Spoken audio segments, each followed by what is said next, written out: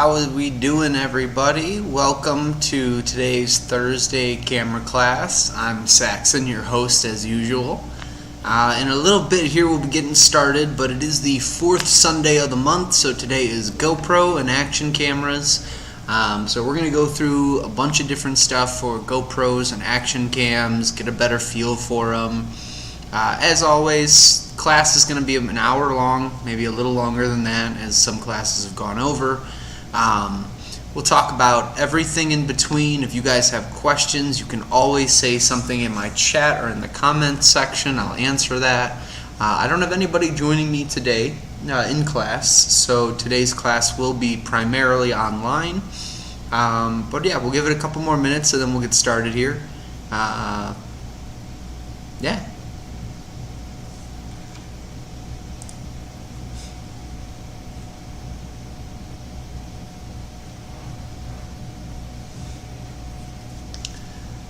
GoPro and action cameras. We'll start up in about 5:33, so I'll give it 2 more minutes for anybody to join on who isn't on already. And as always, please, if you guys have any comments or questions, put them in the chat and I will answer them as we're going. If there's anything in particular that you want answered, that's going to be the easiest way for me to answer it. But about an hour for the presentation and about 30 minutes afterwards to answer any following questions that people might have.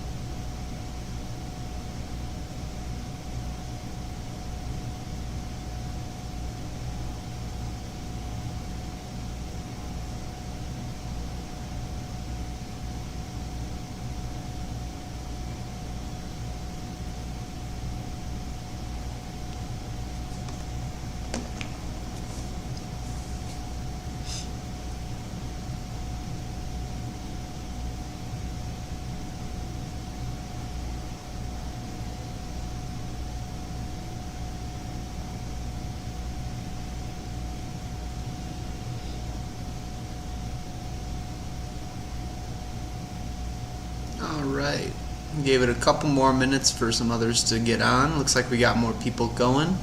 Alright, let's jump right into it. So, as I mentioned before, my name is Saxon. I work here in the small electronics department at Apt.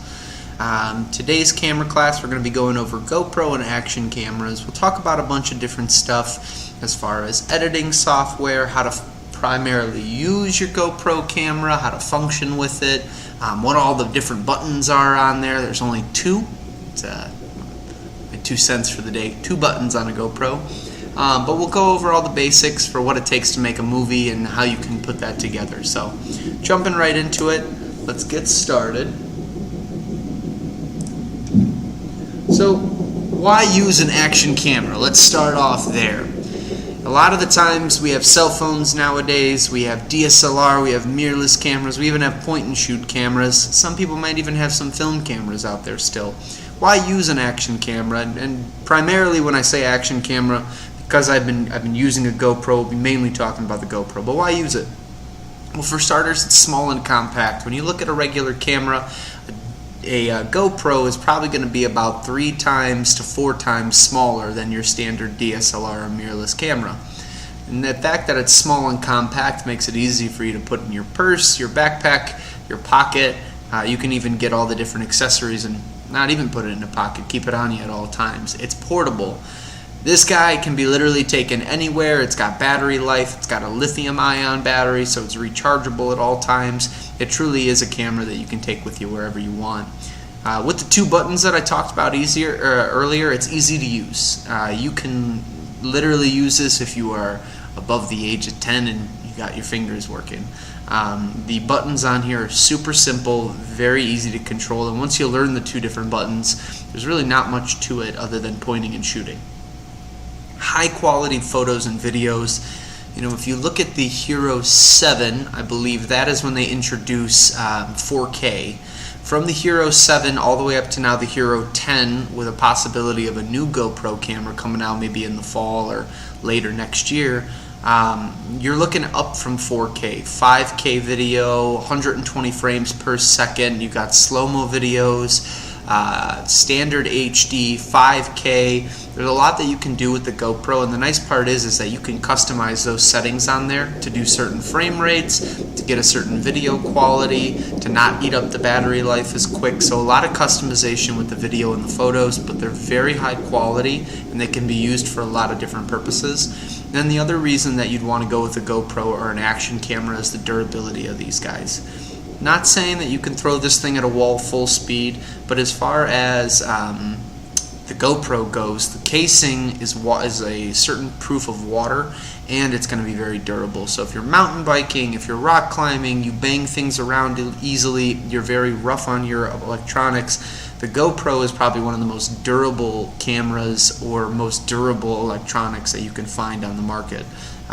So definitely if you're rough around the edges and you're looking for something small, compact, portable, easy to use, and you want the best quality photo or video that you can get with this durability and portability, the GoPro is going to be your option. So that's the why for it. Now, today's class is a great way to learn about the product. It's a great way to learn about GoPro. It's a great way to learn about video, but it's not the only thing that you can use. And I stress this enough with everybody that comes in and purchases cameras new to this. Always read your owner's manual. Always go through what comes with the physical camera to get a better feel for it. A lot of the times the manufacturers put a lot of good information on there. Might not be the only thing that you need. It might not be the key to your success, but it's definitely a great way to start to learn about the product that you're about to be using and become more familiar with it. YouTube, that's the platform that we're on today. YouTube is one of my favorites. Anytime I have a customer who comes in who wants to know more about the product, wants to get to learn the product, the first thing I'll say is if they've been on YouTube to watch any tutorials or walkthrough videos. A lot of great information, and it's all free. Most people out there love making videos for their own content creation, for their own channels, so they put out these videos where they teach you how to use a GoPro, teach you how to use one of the DJI action cams, even teach you how to use one of the Osmo cameras too, which would be considered an action cam too. All those products are going to be very easily findable and searchable on platforms like YouTube. Masterclass would be the third one that I often talk about. Masterclass came to popularity, I would say, during the COVID-19 pandemic through the height of it, where people of notoriety who have been either making movies, singing for years, involved in the writing process, involved in other creative processes, they came together and they taught a class. They teach classes on how to do all those things and how to master them. And what's really cool is that it's not necessarily a free service, but there's a lot of awesome options out there. You can learn about one subject, you can learn about multiple subjects, but if you're trying to make a better video, Masterclass would also be a great tool to utilize if you're willing to pay their monthly subscription fees. So starting on to it, let's talk about what you'll need to get started with this. So with the GoPro in general, you're going to need an SD card. Now you can go a bunch of different routes with this. A micro SD card is going to be what's typical in these cameras. Micro SD card is going to go on the slot on the inside there. We'll see if you can see it. Next to the battery housing on this side, there is a tiny slot. And that slot is where you're going to put your micro SD card. It's important to remember that with most cameras, and the GoPro specifically, there's no internal storage with this. And I get customers all the time who will come in, they have a really great camera knowledge, we'll talk a bunch, and the one thing that I will forget to mention, because I assume that they might already have an SD card, is the SD card. Storage is key to any success or, frankly, getting anything recorded on your physical device. You can go a multitude of different routes. With a micro SD card with something like the GoPro, I generally would suggest 64 or higher as your minimum for gigabyte storage. Only reason being is that you're taking video, you're taking high quality video. The higher the quality goes, the more storage that's necessary for it. So a 4K video at the highest frame rate per second, which I believe for the GoPro is going to be the 60 frames. It might be 120, I could be wrong, but at a 60 frames per second, 4K video, 64 gigs, you'd be lucky to get an hour and a half worth of footage on there, if I'm speaking correctly. The amount of storage that's going to take up is going to be pretty significant, and so using something small is going to be detrimental when you're filming. So getting something with a higher gigabyte is going to be probably the most recommended for this, but it all comes down to how you're shooting and how you're taking video. So definitely would recommend higher gigabytes for your camera, for your GoPro, but specifically I'm going to be recommending a micro SD card with the highest gigabytes storage that you can get.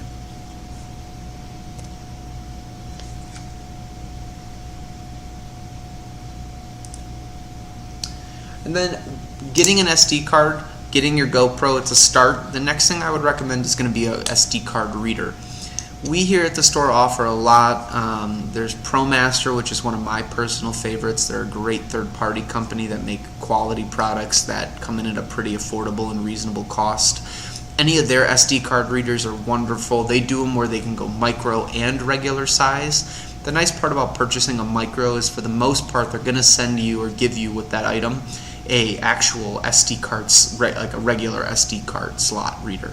So you can take your micro and turn it into a standard SD card and then use any of these SD card readers. Some of them might even have a micro SD card reader on there, so you can just insert the card as is. I like the SD card reader route only because then it allows me to charge my camera separately as I'm going through my card and doing all my editing and taking videos off. But you can, because of the way the GoPro is made, instead of taking the SD card slot out, you can actually insert your USB-C cable, charge and transfer photos and videos directly from the unit onto the computer. So you have two options that you can do it with. I like taking the SD card physically out. That way I can then put the camera off to the side and charge it, but I really don't have a preference on either or. The way I look at it is that if you have the SD card reader, it is something extra that you got to carry around with you and use, unless you're leaving it at home with your desktop or laptop computer. But I like to be able to take the device and have it separate from the SD card as I'm going through and editing everything. With taking photos and taking items off of your SD card, the one thing that I will say, and I don't know why it starts at 5, but I got a couple of tips and tricks for it. Typically, in my experience, knock on wood, I haven't had problems with getting photos and video off of my SD cards onto my computer or wherever my destination is that I'm moving them to. But I also take a lot of steps and precautions to make sure I don't. My list of steps is pretty simple. To start, copy photos to a destination. Don't move them, copy. So you're taking your SD card and you're starting with that. You're inserting it into your computer, or you're plugging your camera into the physical computer. By doing that, you should get a folder that'll pop up on Windows, or it'll turn up in Finder on the Mac. From there, you're able to then take the photos from the destination and move them, the photos or videos, into wherever you want. So if that's the hard drive of your computer, if that's a separate folder that you've put aside, if that is a third-party photo streaming like a Google Drive or Amazon Photos, all of those different things are places that you can send your photos. But the reason I say don't move them, copy them, is because you want to basically keep a trail of all your photos. I recommend having your photos in 3 to 4 different places, your photos and your videos. First place I like to keep them is the SD card. I'm a big fan of purchasing new SD cards per my projects and making sure that I have a storage space specifically on the SD card that I'm using. I might then label the SD card later on, but this is a really nice, helpful way of knowing that they're all in this one spot. From there, I'll copy the photos and videos onto my physical computer. I won't move them because it'll take them off the SD card. I'll copy them. I'm a Mac guy, so they open up in Finder, and then from there I'm able to either create a new folder or I'm able to move them to my next location. I'm a big fan of folders. I'll create 1,000,000 folders during one project and I'll have them labeled. I might say that this is a photo shoot from this day, I might say that these are videos from that day, and I'll put them into those respected folders. From there, I can then copy the folders into any other location. Now again, it's important that I'm saying copy, I'm not moving them. Moving them, I'm just changing its location. Copying them, I'm duplicating the photo, the video, the item in question, and then I'm physically moving that new copied product into another spot. So I'll copy them off the SD card, I'll put them into folders. Once they're in my folders, I'll have a couple different options with them. I personally will move them into an external hard drive. You can get a 1 terabyte hard drive, $70 to $100 something typically. You can get a 2 terabyte drive for more than that, $200 to $300. 1 terabyte for me is a perfect amount of space. That's over that's 1,000 gigabytes that I got right there. I can easily put as many photos, videos as my heart desires on there without overfilling that. There's also Prime Photos and Google Drive, like we were talking about. Those are examples of cloud-based computing services. When we say the cloud, a lot of people get confused with it, but the easiest way to think about the cloud is it's a storage space that follows you around when you go places, similar to the weather, similar to how a cloud would follow above you if you were walking on a sunny day. The cloud is everywhere that you go. As long as you have a username and password to access your cloud, you can access it in any country in the world that you're in. You can access it under any computer that you're on. As long as you have internet access or Wi-Fi, when you can sign in, you can access those photos and videos. Google Drive, Prime Photos, those are 2 examples of it. After you've moved all of your photos and videos to the proper spots, and I mean copy, not physically move them. Once you've copied them all into the spots that you'd like them to, now you have to eject the card or physically remove the camera. You have 2 different options with that. When the camera's plugged in, the card is what will be being read on there. If the card is plugged into the camera via a card reader, that's what's going to be on there. You can physically on the Apple MacBook, you can drag the SD card over to the trash can. And then by doing that, it'll allow you to drop that into the trash can, which will eject the card. Or if you're on a Windows computer, you can click on the bottom right corner. There should be an icon for where the SD card is located. From there, you can eject. You want to make sure you do that so that way the camera and the SD card aren't performing any other functions as you're exiting the camera from the computer. If, let's say, you're transferring 15 photos and you transfer or you eject during the middle of that, or you don't eject, what's going to happen is the camera or the SD card could have a couple different problems. It could, one, delete all your photos on accident, your videos and photos, as you're ejecting it, making it now where the computer didn't receive any, neither does the SD card, meaning they're lost forever. They're kind of stuck in a limbo and you're never going to get them back. You could also get it where when you are putting photos on and let's say you don't properly eject and you just remove, you could lose the images via that way as well too, and then have either poor image quality on the computer from not properly transferring or have bad video quality. So it's important not only to transfer and move everything, copy everything in the correct spots, but you want to eject the card and properly take it out of the computer as well too. Your backup plan. So we talked about getting it onto the computer. Your computer is your first line of defense, but let's say you're not thinking twice, the kids are around you, they're goofing around, one of them knocks your coffee all over the computer's now shot, you try to take it in to get it fixed, they tell you there's nothing they can do, they can't save anything on the computer. Well, all of those videos, all those photos, all that hard work that you've been doing as far as your GoPro shooting or your regular camera shooting, or maybe just photos and videos of the family, people that you love and you don't get to see anymore often or what have you, they're all gone. All because all of your photos were on one central location and now they're not there anymore. It's important that we have multiple backup plans. With any of the computers, any of the photos that you're transferring, I like to say start by having them on your SD card. That's going to be this guy right here, the red ProMaster SDXC card, that is your first line of defense.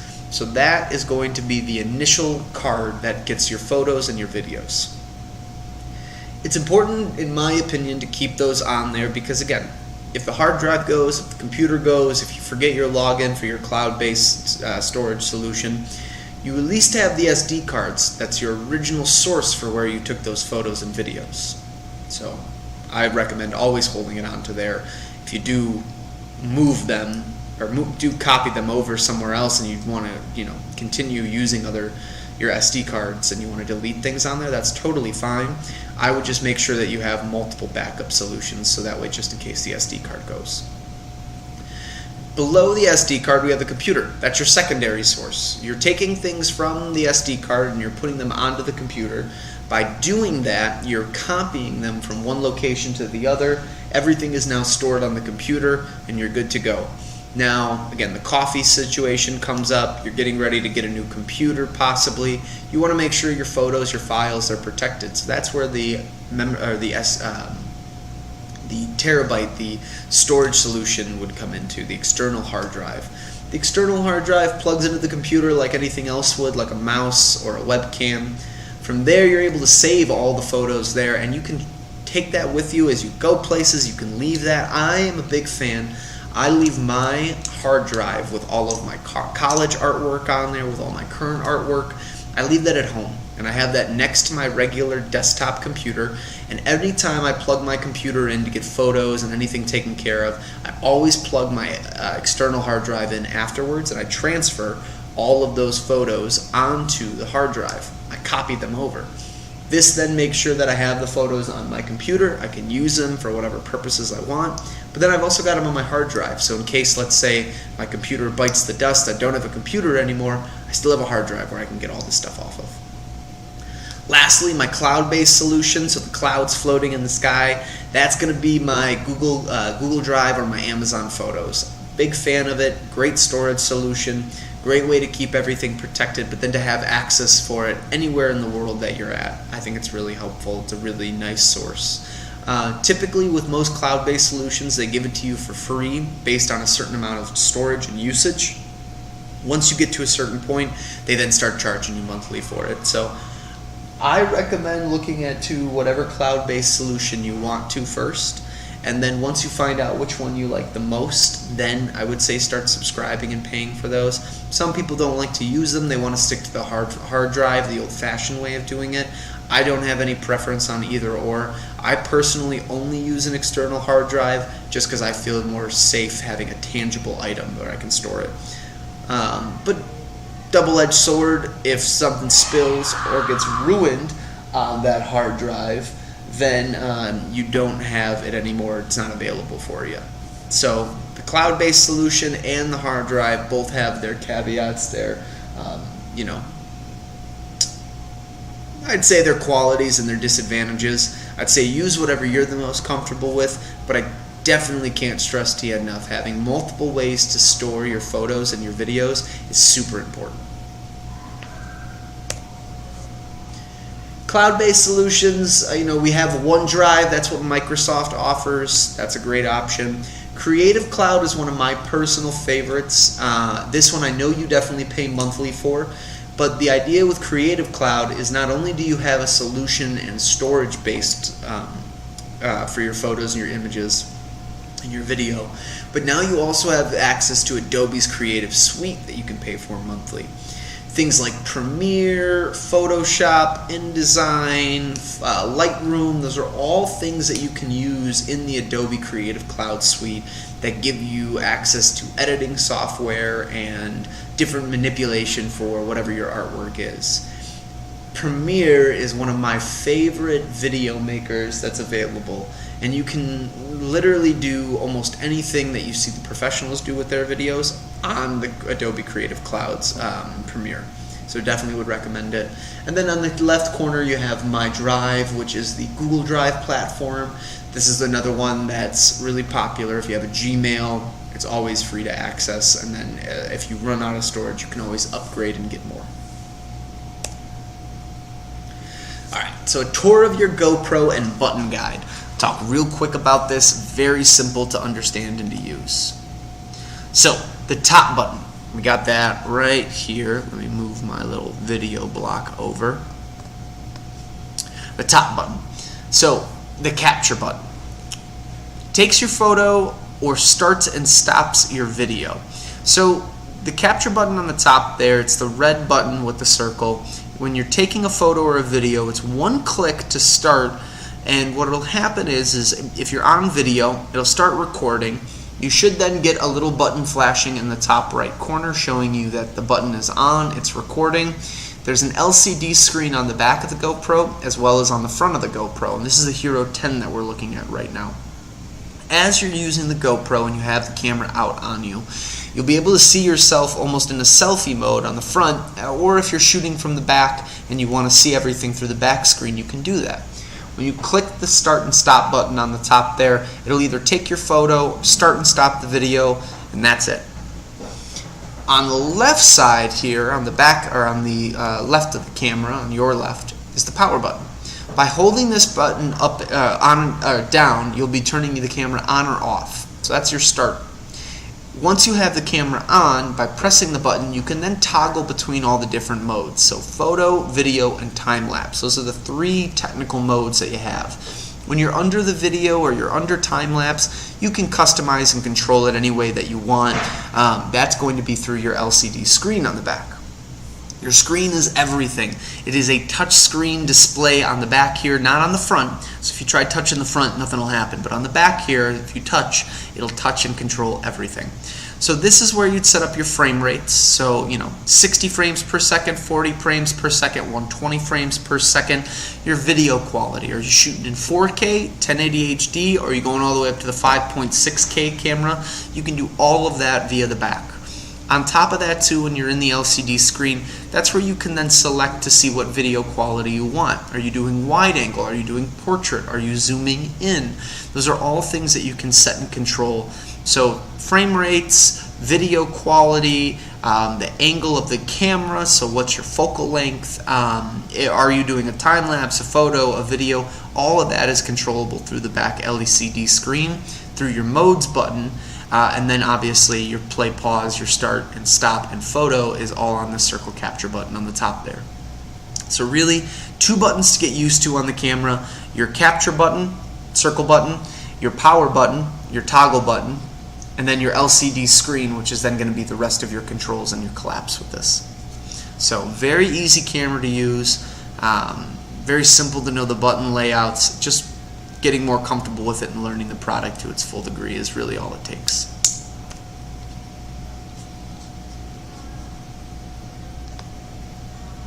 So the screen, going into that a little more. The screen is going to allow you to control the following things. So frame rate per second, something we just talked about, how fast the video is playing and how many frames per second the video is going to capture. 120 is one of the highest settings you can have on there. You can go all the way down to 60 frames per second, 40 frames per second. You've got options. Angle and lens millimeter size. So when I was talking earlier about having a wide angle, having a telephoto, or having a portrait, this is what I was referring to. And not only does it let you set the angle, it'll then also have the millimeter size on there. So a wide angle would be between that 16 and 34 millimeter size. Once you get to 35 and up, usually to about 50, 70, that's your portrait. And then once you get past that, then you get into your telephoto, and that's your zoom. Video quality would be the next thing that this thing is able to pick. From there, you're able to take a look at your video quality. So your 1080, 2.7, and 4K. So 1080 HD, 2.7, and 4K. That's the quality of the video that you're going to have there. So it's how many pixels are per the square inch. So usually they get the number by taking the pixels going down and then across, timesing those two together, and then they divide by the screen size itself. And from there, we're able to then get the video quality number. Suzanne, please call me and troubleshoot. Thank you. Is anyone out there? I hear you, Suzanne. I'm teaching the class at the current moment on our live moment, but if you do have questions that you want to talk to somebody about, if you call the store directly, they'll be able to then answer those questions if you don't want to mention them in the chat here. So if you call the Apt Electronics, we're always able to then have anybody in our small electronics department answer questions for you and do that.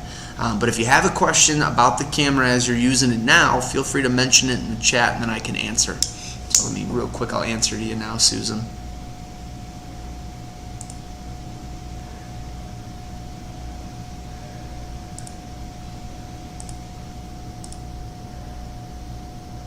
Oh.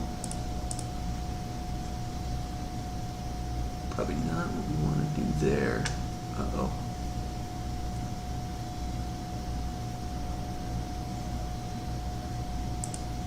All right.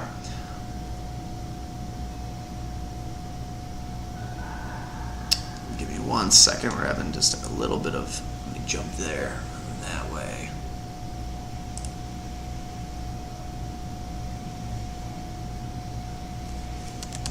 Sorry about that, folks.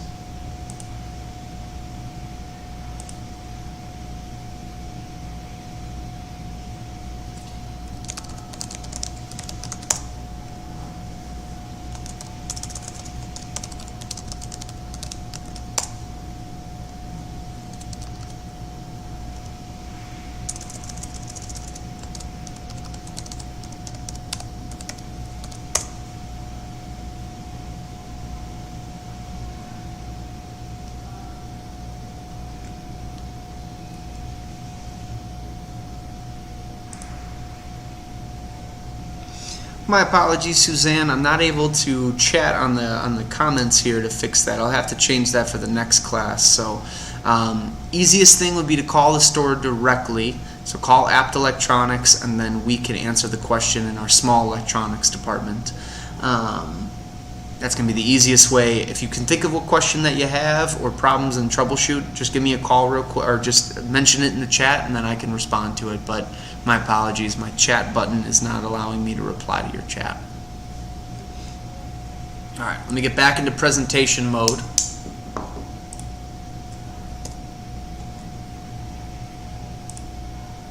All right.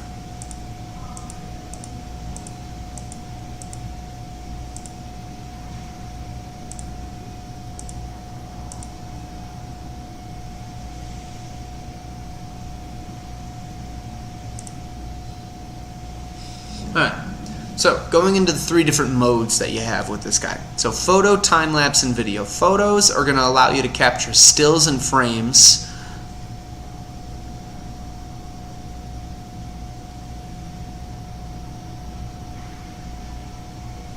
No, now are there like spectrum?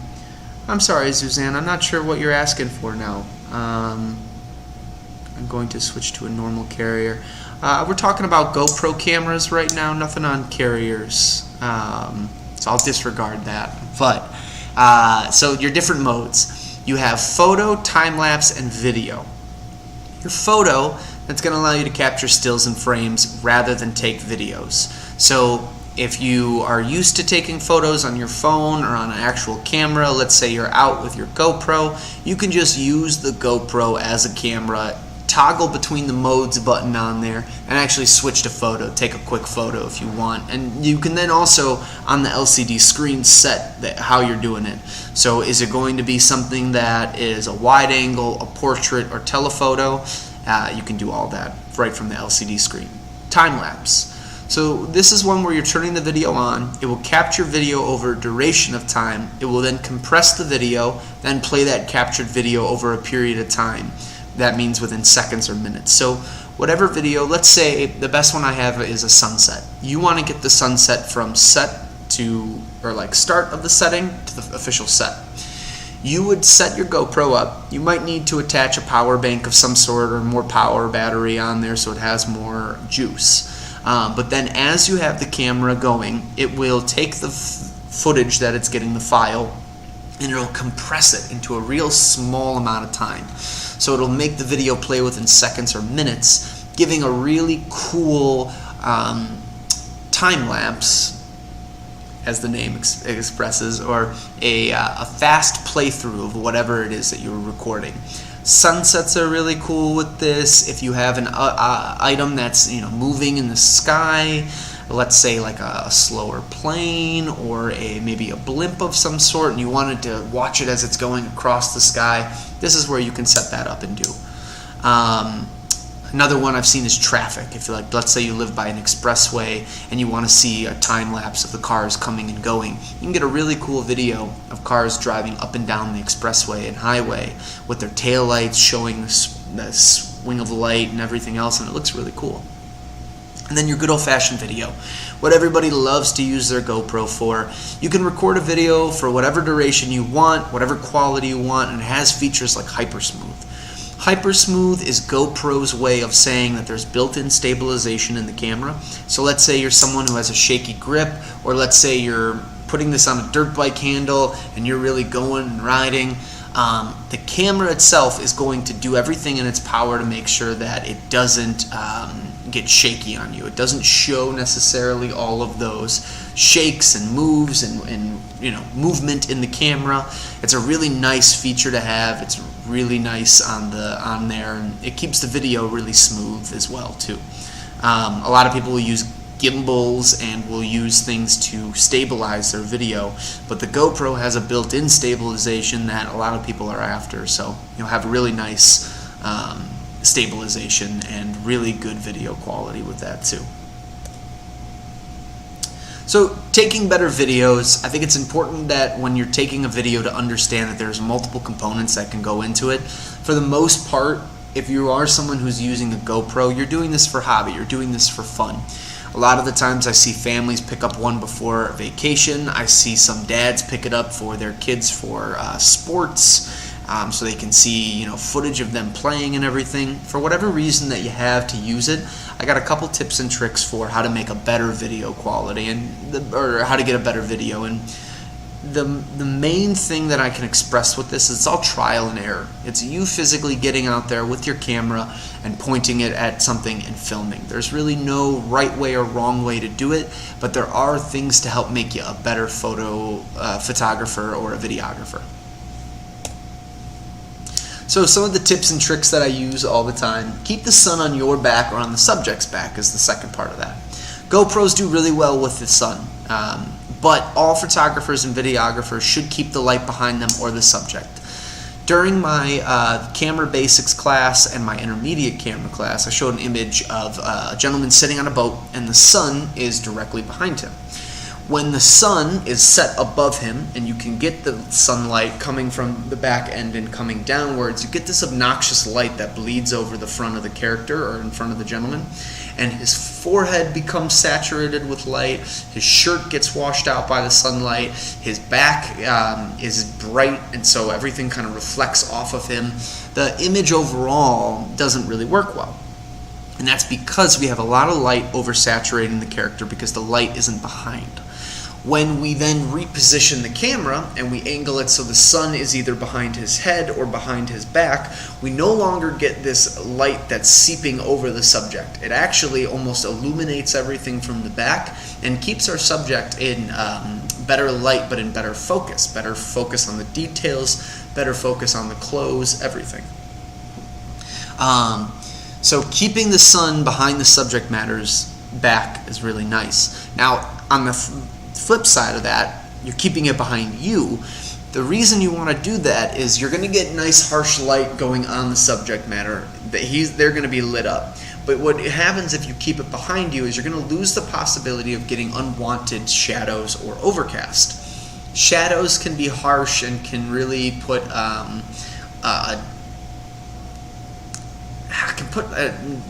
what's the term I'm looking for?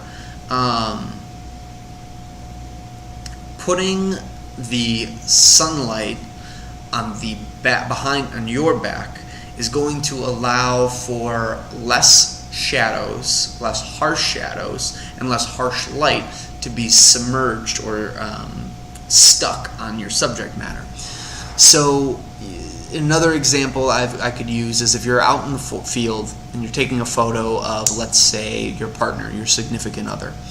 You would want to have the sunlight behind you and you would want to be in front of your subject matter. And what's going to happen is that sunlight comes in, they're going to light up the subject, but that shadow is going to stay away from them because you are blocking the sun out from hitting them. I like doing this tip just because then it prevents me from having to really reconfigure my light and bring in any other sources, but it also puts a lot of light on the subject matter that I'm filming, and you really get to see that person in really good light with less glare, less reflection, but most importantly, less shadow. Composing your shot. Use objects and scenery around you to dictate your shot. This is super important. The best example I have is, let's say you're in Chicago, you're by the lakefront, you've got your GoPro with you and you're ready to take some really cool video and photos of you guys jumping into the lake. Maybe with your friends, your family, or your dog.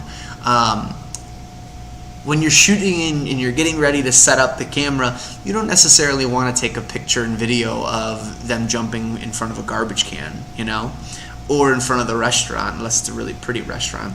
You want to get the lake, you want to get the greenery, you want to get the scenes in there. So compose your shot. Think about what you're shooting and think about the subject of what you're shooting. Use the objects, use the scenery around you to help dictate how you're shooting. It's a really easy way to make your shots, your videos, your pictures pretty, but then also compositionally you can really set up a nice image to make it look nice. Use your Wi-Fi for more features. On your physical GoPro, on the phone, you've got a bunch of Wi-Fi and app settings that you can control and play with that'll help dictate and play with your shot. Also help with editing as well too, which we'll talk about in a little bit. But use the Wi-Fi, use the internet available on the camera and device to get the most out of the features, to get the best experience possible. Composing a scene. I use this image in particular because I really want to talk about something called the horizon line. It's an important thing that artists use, whether you are a painter, a 2D artist, or if you're a 3D artist, or if you're a cinematographer, videographer, photographer. The horizon line is the line in which our eyes are directed. It is kind of that line that sits just where your eye line is, and this would then dictate the foreground and then the background. Where your horizon line is where your eye is going to be drawn very first. There's the horizon line, and then there's what's called the vanishing point. The vanishing point creates perspective. It creates a way for items and objects to bleed into one final point that vanishes in the background. The horizon line is where that vanishing point will then sit. So, with this image that we see in front of us, with this video, the person who's using the GoPro is filming on the horizon line, which is going to divide the GoPro screen into half. It's going to have the sky meets the water and everything that's kind of in between there.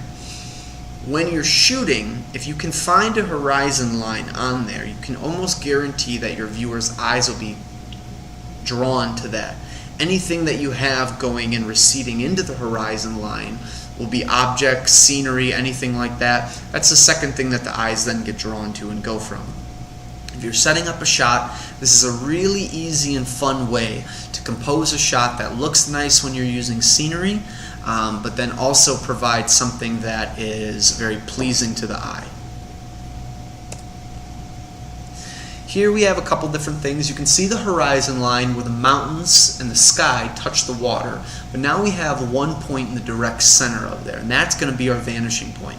If you follow the rock formations that are leading towards our subject, towards our gentleman doing a handstand, you can see the rocks look like they're receding into his character. That is what I mean when I talk about vanishing point perspective and one point perspective. You have your horizon line with one point being our gentleman. Now, on top of that, too, this is an example of the sun being behind the subject matter. Now, it's not directly behind the subject matter. It's probably done for artistic choices. If the photographer or videographer would have gone to the bottom right of the subject and moved a little bit, they could have positioned the sun to be directly behind them. But by having that harsh sunlight come through, it's bleeding on the leaves, which is offering some sort of color. And it's also giving a full light to the character, or to the person. So we're getting a lot of light on the person, we're getting harsh shadows off the person. It's creating a more pleasant subject and a more pleasant video or picture. It kind of takes away from the rule that I just talked about, where having the sun on your back is the most important or can help. But this is a creative choice where the sun is still behind the subject matter. It's just off to the side, not necessarily exactly behind. Another example of composing. So we've got our horizon line. Now we're talking a little bit about framing and the rule of thirds. So the rule of thirds divides an image into three different subjects or quadrants. There is a center quadrant, and then there is one on the right and one on the left. Our person who's walking is a great example of the line that's separating the left and the right, or the center quadrant. And if we look at the two rocks that are all the way in the background, the rock that's closer to our subject, that is the second line that then breaks and divides our picture into three quadrants.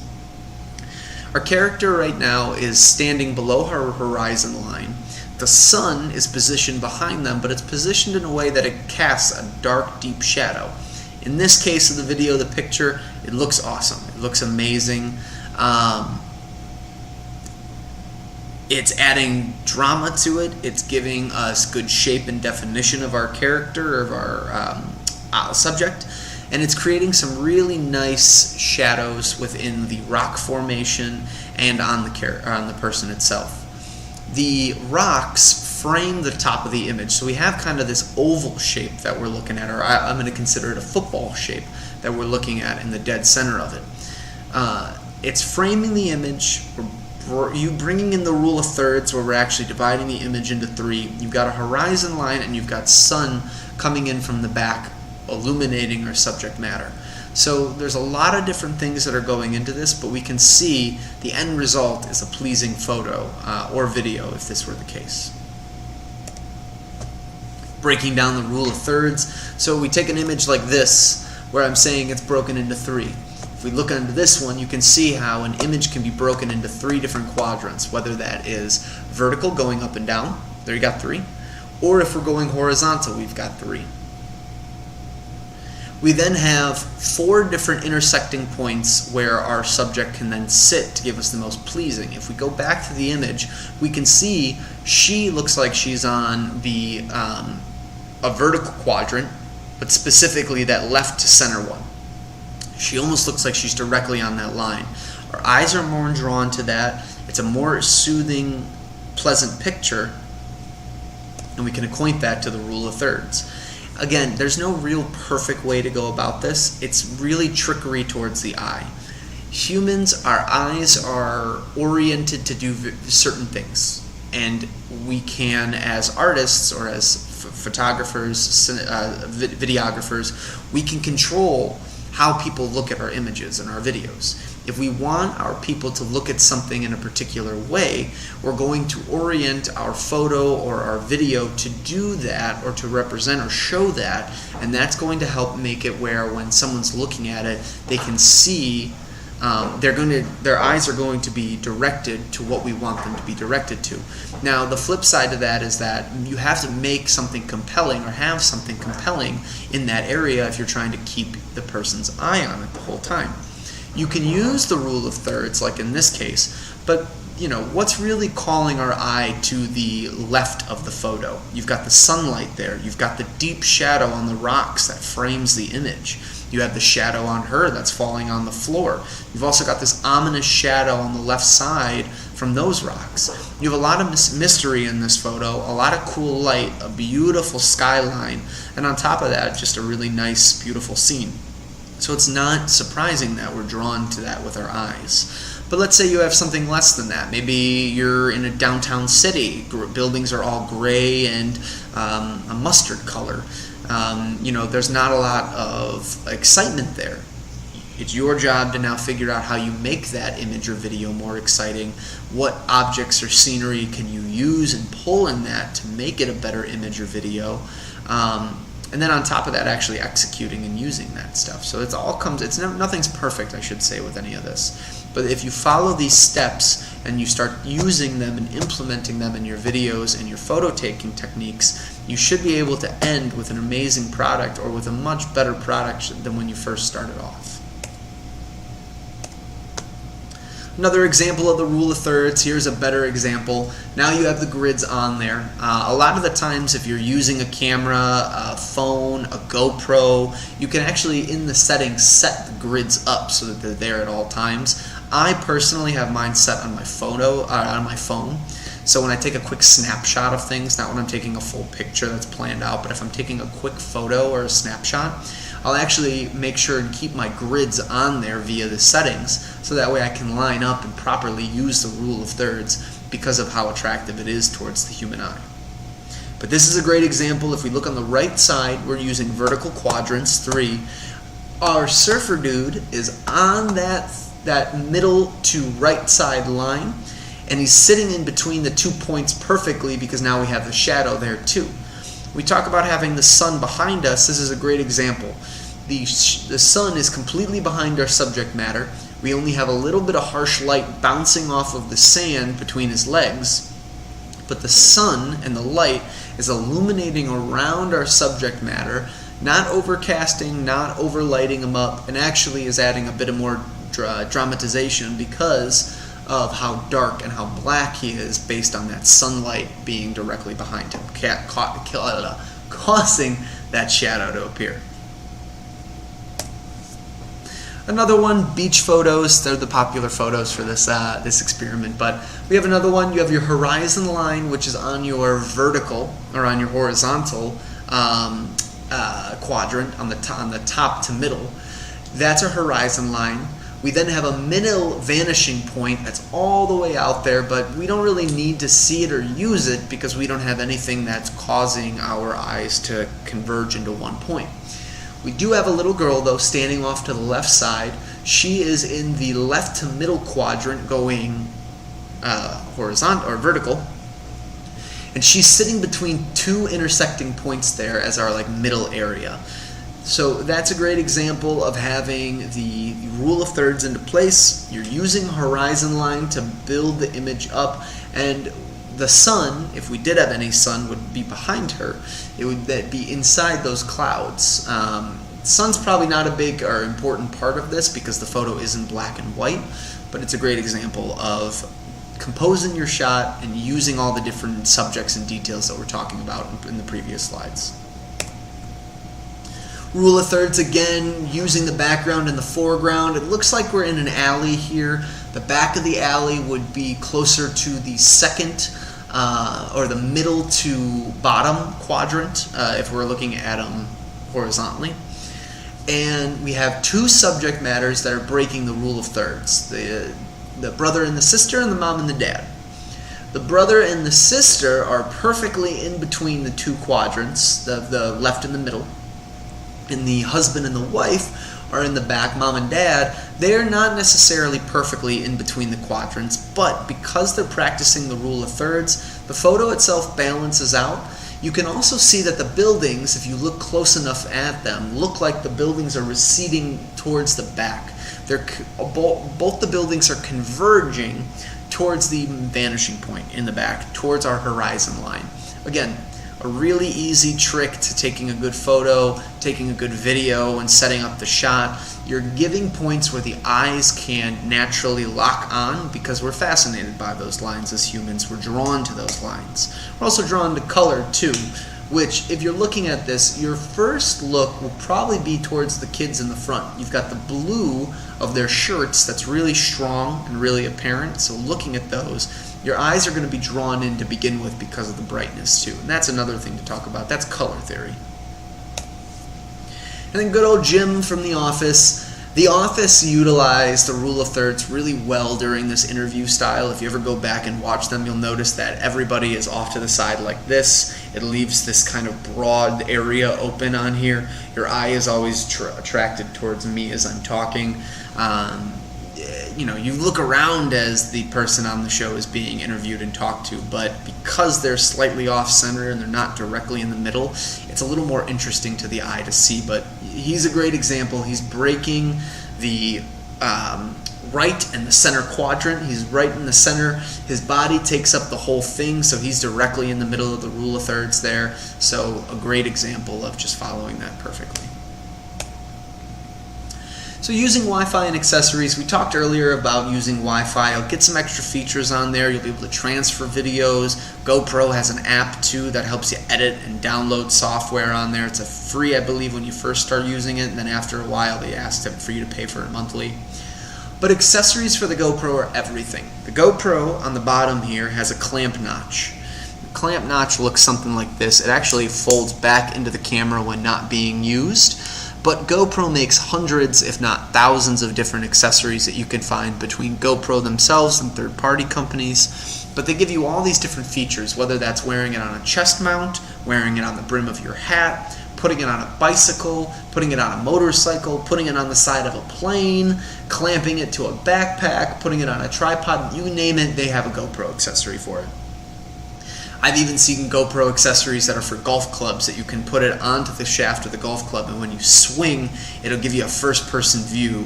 I've even seen a GoPro video where they're literally on a golf ball and someone smacked a ball and it flew with the GoPro. Would I recommend it? Absolutely not. Is it something that you can find? I'm pretty sure. But they make accessories for everything. So it's important that when you're getting your GoPro, start off with the GoPro itself. From there, think about what you're shooting, what videos you're taking, everything else, and you can always purchase more GoPro accessories as you're going. That includes the storage for the GoPro too.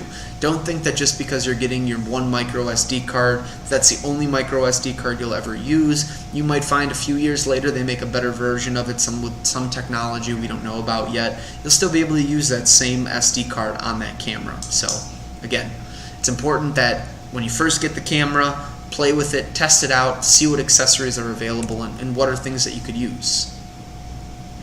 Other things that you can use with Wi-Fi, remote and selfie stick. The GoPro remote and selfie stick is a really nice option. The remote allows you to control the GoPro via the remote, so you can do it where maybe you set the GoPro camera up 20 feet ahead of you, you walk a bunch of feet back, you take a photo of yourself or the family, you can do that. Maybe you want it to where you're further away and when you get to a certain point you want to click and have the GoPro start recording. You can do that as well too. You can use the GoPro to start and stop wirelessly and a bunch of other things. The selfie stick also connects via Wi-Fi and extends from your body, keeps the camera away from you, but allows for when, let's say you've got the camera 6 feet ahead of you, you can click the button and it'll capture or start the video. A lot of people will do that, adds to it, but then also it allows for you to have a little more control over the camera without necessarily being right there in front of the camera. Nice feature, nice option. But then there's, on top of that, many accessories that don't need Wi-Fi, like for the tripods we were talking about, like the like a floater piece, like the head strap, like any of those. You won't need any extra additional accessories for it, or any Wi-Fi for those accessories. They're just accessories by themselves that utilize all the standard features on the camera. Here's a few. You've got your head strap and your floater. That's something that you can see in the middle package. It also comes with a hat brim mount. All of those screw into the clamps on the bottom there, and then from there they stay into place for wherever you want. The floater is actually really nice because let's say you're using it in the water, you're in Lake Michigan, you let go of the camera. The camera is pretty heavy, it would just sink. The actual floater will keep it where it'll float upwards with the orange showing out of there. Your GoPro is going to be waterproof up to 50 meters, so you could really have a lot of fun in the water with this guy and not have to worry about losing it. Flexible arms are popular for these too. Let's say you're driving on a go-kart or a ATV. You can use the arm to kind of flex outwards and get the right angle that you want. So maybe you get the tires spinning in the video. Or maybe you get your hands revving and doing everything on there. You have the ability to really control and play with that. So the flexible arm is another fun accessory. Recommended accessories, this is for any camera that you're going to purchase and see. A bag, an extra battery, memory cards, handheld accessories, head straps, and tripod.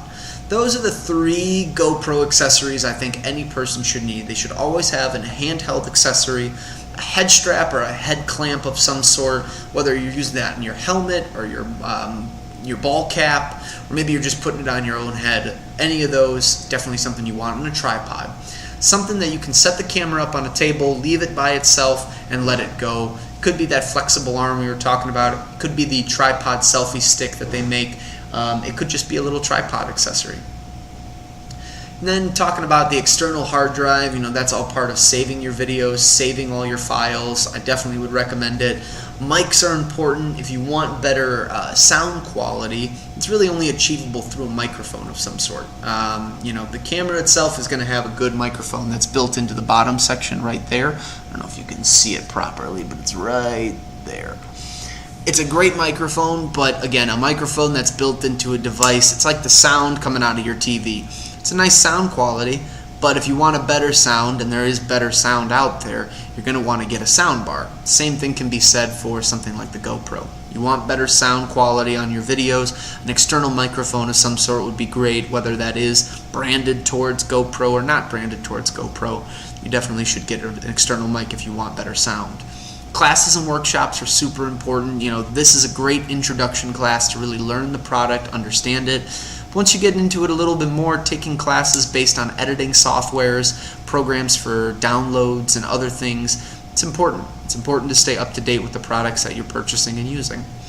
Extra bag and battery, I can sit here until I'm blue in the face. If you are someone who needs to store your devices in a good, timely, and effective manner, a bag is super important.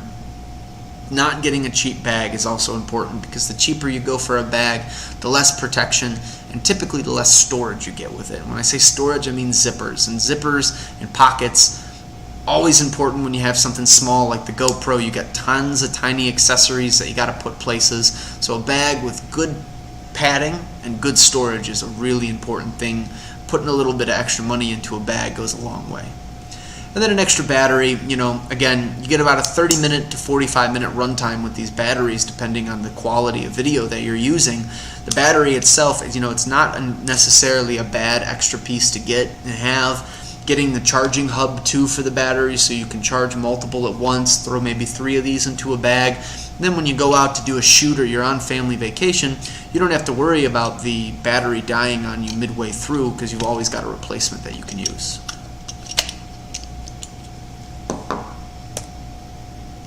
So some editing softwares, these are ones that I like to use. You have the GoPro software that comes automatically when you first get the camera. I believe, again, that's a free trial when you get it. I personally use the Premiere feature, or I'm a huge fan of iMovie on Mac. Again, I'm an Apple user. So the iMovie is a really easy, basic, free service. You get automatically with the computer. Windows has their own version too. I think it's just called Movie Maker. But the GoPro service, iMovie, Premiere from Adobe, one of my other favorites, or the Movie Maker from Windows, all great programs to use. You can bring in your footage, edit it, clip it to be however long you want, and then you can have it go from one video to the other, have any transition in between, have any fonts you want to make titles. You really get to become your own director, movie editor. So if you're doing stuff for a business or for your personal brand or anything like that, using an editing software is super important, because you get a good video that has no filler space, no buffer space, no garbage that you don't want inside the video. So editing software is super important towards the cause. And that's it from me. Next month, so the first Thursday of August, we're going to have our startup again for the camera class schedule. So August 4th, next Thursday, is going to be our first Thursday of the month. So we'll be doing basic camera classes. So anybody who's trying to upgrade and go from their cell phone, even if you've got the iPhone 13, the best camera out there, or the S22, Android's best camera, if you're upgrading into a DSLR mirrorless, it doesn't hurt taking the class. It's a very basic one. We cover moving through a photo, how to physically take a photo, what to look for when you're taking it, additional accessories, very similar to what we talked about today, just more so in the DSLR camera mirrorless kind of world.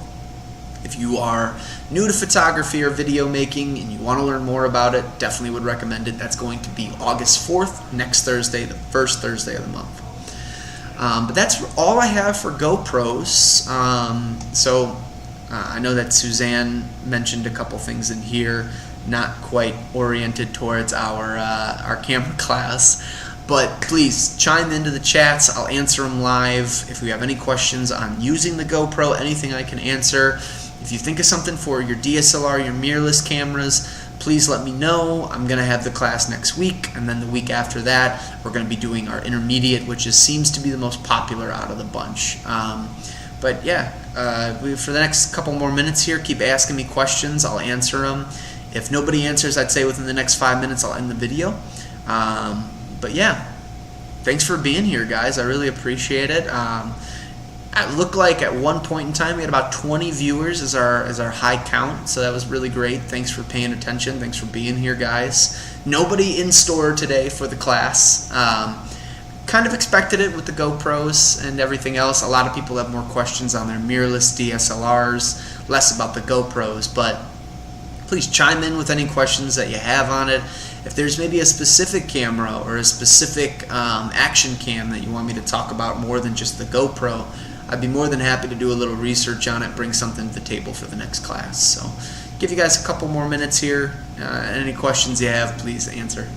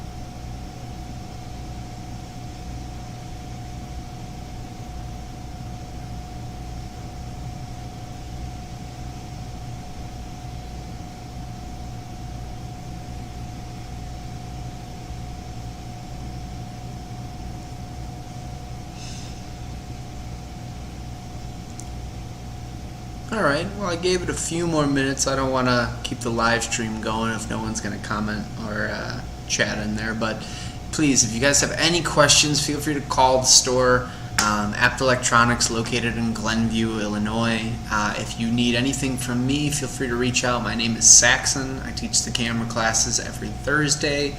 My email is saxon.katowski@apt.com. saxon.kotowski@apt.com. My direct line for the store is 847-544-2716. Again, 847-544-2716. If you ever have any questions about anything we talked about on here, you can always call me there. Usually email is a little bit easier to get me. I respond to my emails daily. But any of our small electronics staff is super knowledgeable on cameras. We're always here to assist and help. Anything we don't know too, we're always able to look up and find out for you. But yeah, have a good one, everybody, and get out there, take some photos and videos. I can't wait to see what everyone takes photos and videos of and shoots. So have a good one, be safe, and I will see you all next Thursday for our introduction camera class for mirrorless and DSLRs.